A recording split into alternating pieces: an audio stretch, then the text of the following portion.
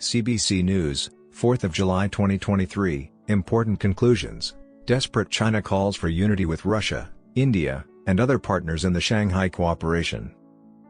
On Tuesday, as the leaders of the Shanghai Cooperation Organization virtually gathered for a meeting hosted by India, China's Xi Jinping urged the leaders of Russia, Iran, and other allies to strengthen ties and defy Western sanctions.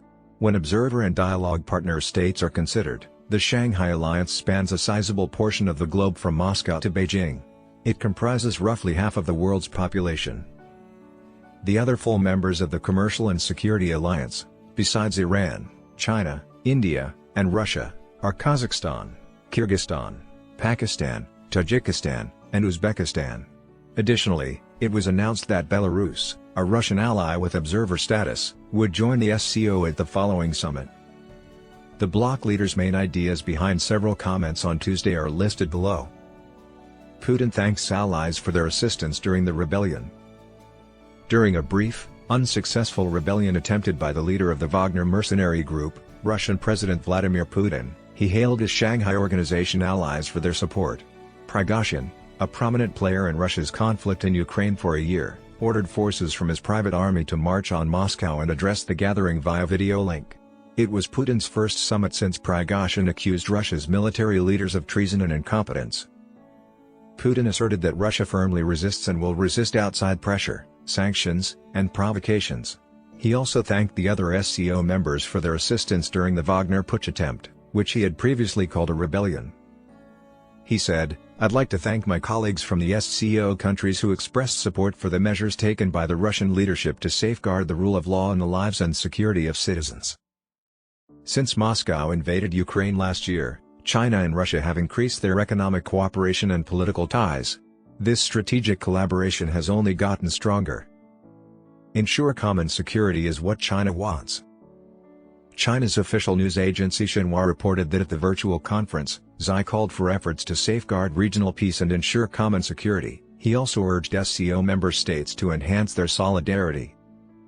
China denounces Biden's comment about dictators as political provocation.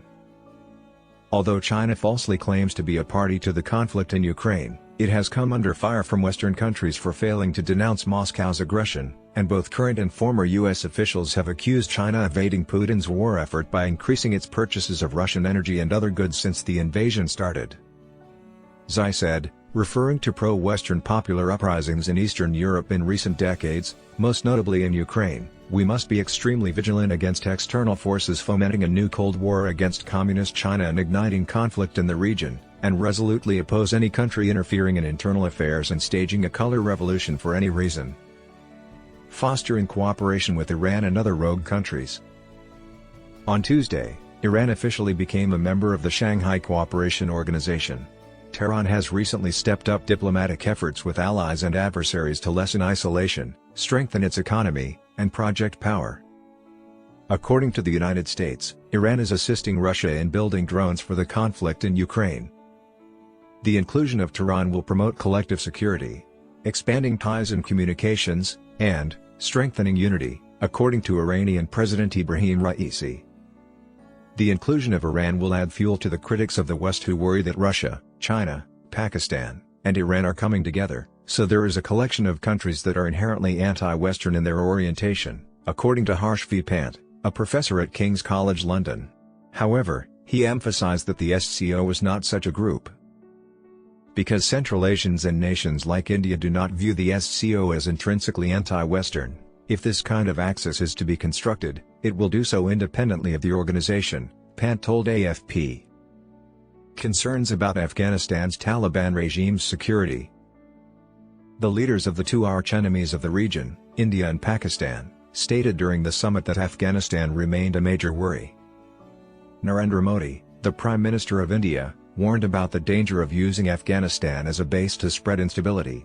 In contrast, Shehbaz Sharif, the Prime Minister of Pakistan, demanded an urgent reset in international relations with Afghanistan's Taliban leaders. The hardline Islamic Taliban movement has stripped women and girls of practically every right they had acquired in the 20 years since they were last driven from power by the US-led invasion. This happened after the US and its allies departed Afghanistan in the summer of 2021. With millions of dollars in cash reserves blocked and a long list of sanctions in place, the group's de facto Afghan government has been virtually cut off from much of the world due to its extreme policies and widespread human rights violations. In the meantime, the situation for Afghans has drastically worsened, with India's active balance. India, which will also host the G20 conference in September, is carefully treading international relations. It belongs to both the Quad, a compact cooperative group founded with the United States, Japan, and Australia to confront Beijing's rising assertiveness, and the Shanghai Cooperation Organization. When Modi visited Washington last month, there was all the fanfare associated with a state visit, and President Biden mentioned two great friends and two great powers. But given their long-standing alliance, Moscow continues to be India's top armaments supplier, and during the conflict in Ukraine, New Delhi has been an emotional consumer of discounted Russian oil.